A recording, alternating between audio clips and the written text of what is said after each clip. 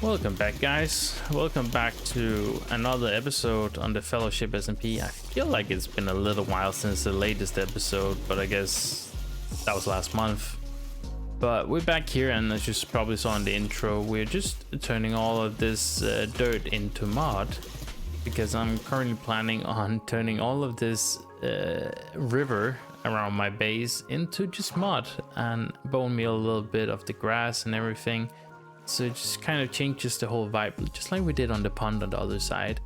So I collected some dirt and mud and even some mangrove roots to just texture a little bit underwater to change a little bit. And you can already see the patches of mud is actually doing a difference. And you know, when I'm watching my football games, or if I'm just chilling and watching a YouTube video or anything, I'm just turning dirt into mud right now. I'm just sitting here and going, oh, what a lovely day it is today, right? So I'm not going to continue that. That's not going to be this episode, but I just thought I would share a little update of what we are chilling with. But should we maybe... Oh, no, not another one. Oh, well, we're going to get on with today's episode. Just a quick thing, right? Before, like, these just comes to my land, and then this is what he comes to offer. 6 emeralds for blue eye. So disappointing. Maybe one day Mojang will improve. No, don't follow me. I don't need your trades. No. Oh, maybe one day. Maybe one day they'll improve the trades.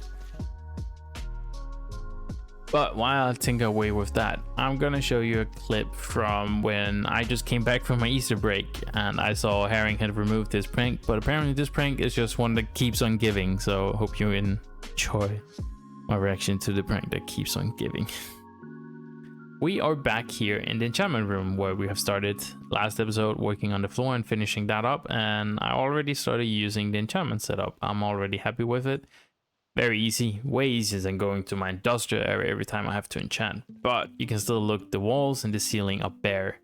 And I given some thoughts. I have categorized the different books or items into different categories, you know, bows, maces, tridents, different pieces of armor, and all that good stuff, because you know there's differences, but then you have unbreaking free, which you can put on everything, and that's gonna go somewhere and else.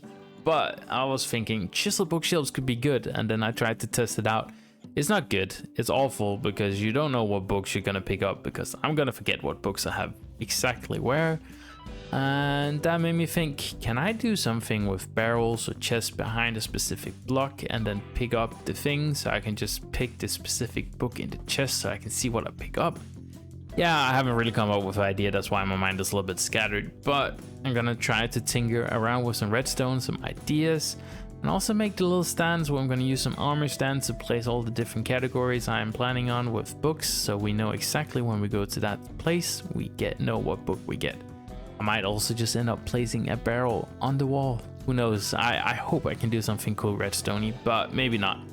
But while I tinker away with that, I'm gonna show you a clip from when I just came back from my Easter break and I saw Herring had removed this prank, but apparently this prank is just one that keeps on giving. So hope you enjoy my reaction to the prank that keeps on giving.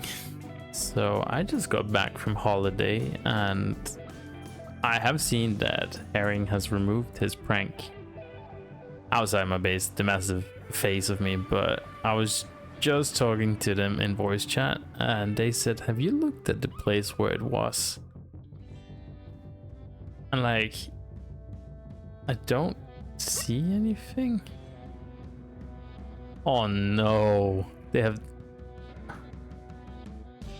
Oh no. And not another map art. Oh. I shrunk.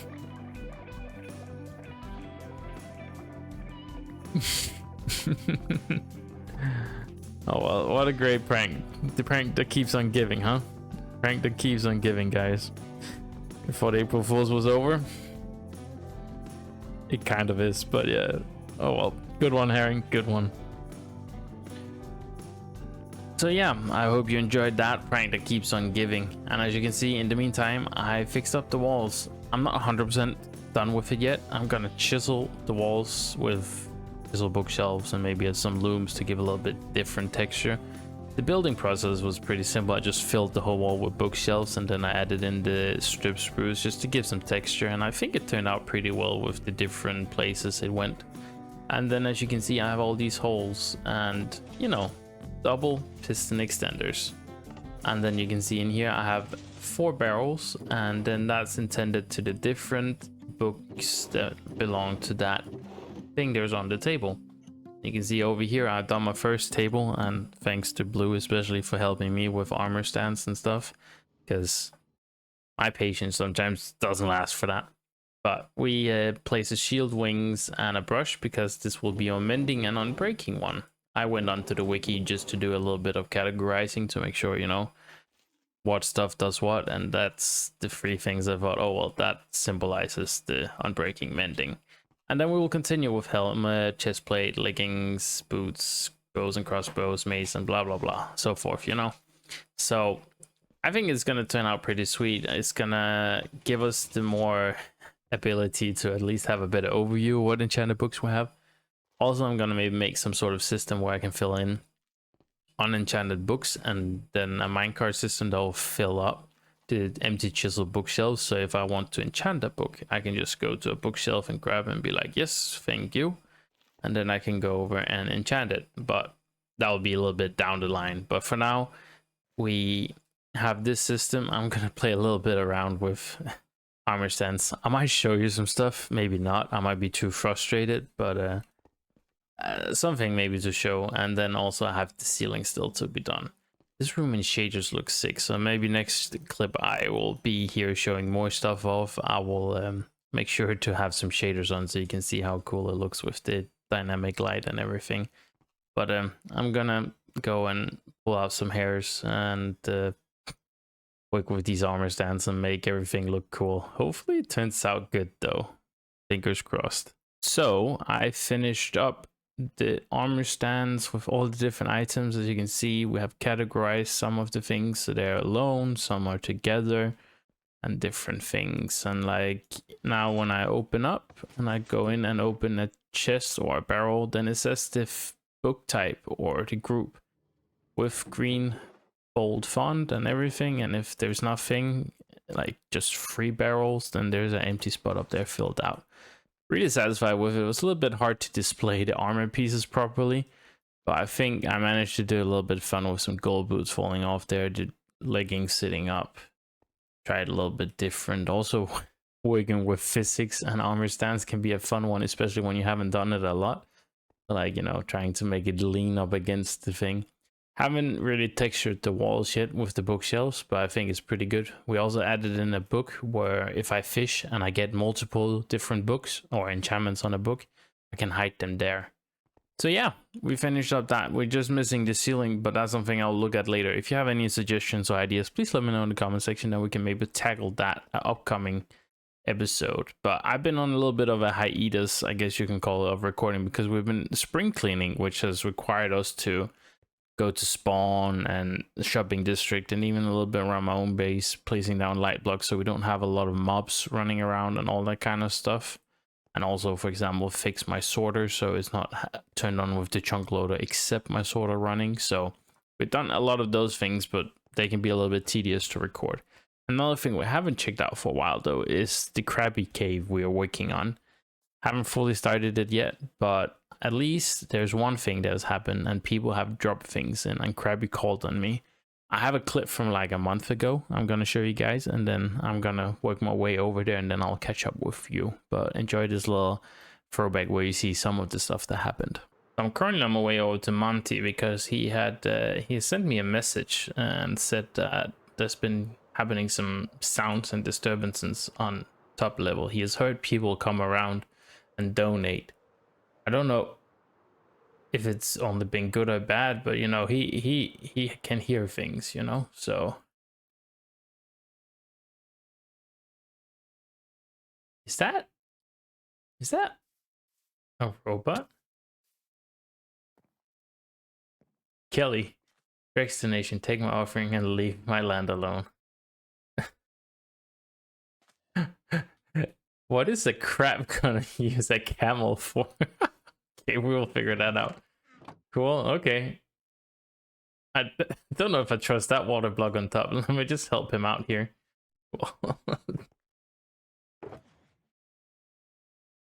Be careful or else, okay. Let us see. What is this over here though? There's a wait, what is it called? Shiny green thing.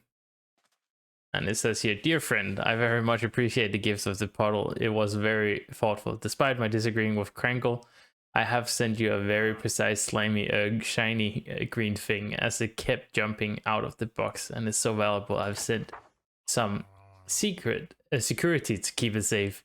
Just be warned, the security does not like to bite and does not appreciate being poked. With love, Herring.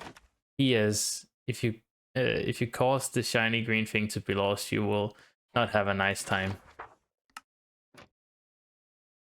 Okay. On and off.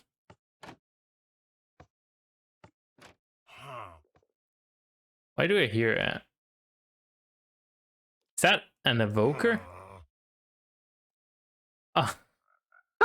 Okay, I pressed on, but I thankfully pressed it too quickly because I was like, why is it not working? I'm gonna leave that over there. I think Monty will be appreciative of that. Let me just check if there's any more donations for Monty. So doing my very secret collecting system. Looks like Ping has donated some stuff. Andrew has donated some diamonds. And someone has donated this. I'm not 100% sure who it is. I will definitely make sure to check. So by the looks of it, it looks like it could have been Cass. I'm not 100% sure though. But hopefully people will come and visit Turtle Tree Island. And the thing is, right, this curse here was always just a setup from Monty, because Monty is not up to no bad. He would maybe leave a couple, but the thing is, Monty would always just take the things he got donated and return something in the same favor. So the way people left things, people would get in return. So, you know, if you get an evoker, I'm not saying an evoker will return, but Monty will definitely take that into account, because Monty also wants to give people a gift as a welcoming thing. But there'll be more about that at a later point. But the people that deliver so far definitely is gonna be feeling what has gone on. So thanks for that. And I think I'll return to Monty at a later point. And hopefully until then, he will enjoy his quietness down in that cave, and hopefully no more disturbance in a crazy way. But guess he got a new neighbor. So Monty hasn't given anything back or anything like that yet, but there's been one more donation, and that required a lot of parrots, it seems like, and I have tamed them because otherwise they were flying all over. At least I'm controlling them a little bit. There is a book, Gift to Krabby. Dear Krabby Monty, please don't curse my land. Your cousin Crankle tasked me with stealing doors. I have no idea what he wants me to do with them. Maybe you can return them to their rightful owner. I've also brought you some chatty friends so you won't feel lonely, and included some food to keep them happy. Wish you all the best in your new abode, Blue. The Blue has returned, and my door is finally returned. We also got a lot of seeds, and the parrots has been kept. We are gonna look into like doing more now, because another thing I did over stream here yesterday was that I actually managed to complete getting 64 Hearts of the Sea, which means I got the Jack Sparrow advancement on the server. And I didn't want to make any conduits before that, but now I can, and I have a lot of Hearts of the Sea to do so. So I'm going to be crafting a couple of conduits also into Monty's cave, so we can actually go down and visit him.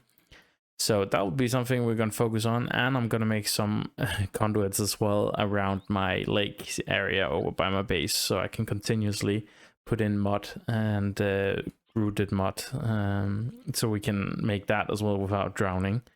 So there's something going on. The evoker is still chilling over there. And did we lose the frog? Someone kidnapped the frog? Oh, okay. No, he's still here. Okay. It's like I couldn't see the shiny green thing. The shiny green thing is thriving here. Okay, that's something I didn't notice last time. That's actually a really cool way of texturing sand. I didn't even think about that. Oh, well. maybe I'll take that idea and put it over here as well, you know. Pretty cool idea. The camel is still small and everything is well here. Monty is settling in. Monty even got a turtle friend now. And I got my doors back, so I'm gonna go and place my doors, and then we will see what last thing we'll get up to for this episode today. So I finally placed the doors in. There's no more draft in there, but definitely gonna be able to use that room more now. Also because some of these guys have a plan in that, especially Morph here. Morph is actually meant to be in there, but I haven't moved him in there because the room was open and if he escaped or something. But he will hang out here for a little bit, and that's actually the last thing we're gonna do. We're just gonna look at some of the things because I'm a little bit short on time, so I can't really start on the projects. But I thought I'm gonna show you guys what has happened a little bit around here and what I want to do, just throw my thoughts out a little bit. They might change. There's no guarantee when I come up with ideas that they stick around, but there would definitely be a little bit of a brainstorming session here we do at the end. So we have made a lot of paths, but since it's just plains, it's a little bit boring. So I'm gonna try to see what I can do to make a cool light system around the paths. I had come up with one, but it didn't really work because of armor stands disappearing over time in lava. So the effects didn't really work the way I wanted, but I'm still tinkering around with an idea. And then of course some trees and more greenery as well to show off. I'm also considering removing that mountain there because it's snow and it's not really part of this. It's more over there. We have that. Maybe not. You can stop me in the comment section and say, Chris, don't do that. Build something on that mountain and that's gonna be something. Throw out. This is a brainstorm idea. It's not only my ideas. I will also like to hear what your guys' ideas are. And here we're going to build a bridge, and I'm currently in a creative world trying to tinker around with that too. I have never built a bridge in this scale, and how I'm going to proportion the supports and all of that stuff, I'm trying to figure out right now. It's a little bit of a tricky one because of the length and the size and all of that stuff, and the block palette is a big thing as well. That's something I'm tinkering with as well, but I think it could be good. And if you have any suggestions, let me know. I'm also gonna go around here and probably do a little bit with pale moss and just light up this area down here at the bottom of the pyramid, because there's a lot of potential, but there's also a lot of mobs right now and we kind of want to avoid that. Then I made these platforms here so I can get launched. We are kind of getting hooked on these breeze launchers, so why not add them multiple places around our base, right? The last thing, this is the thing I had hoped I could have got up to before we ended today. Perfect number pick 3. Heyo. Is writing. But another thing I had considered here, as you can see, I cleared up the beacons, moved them down, moved the lava area.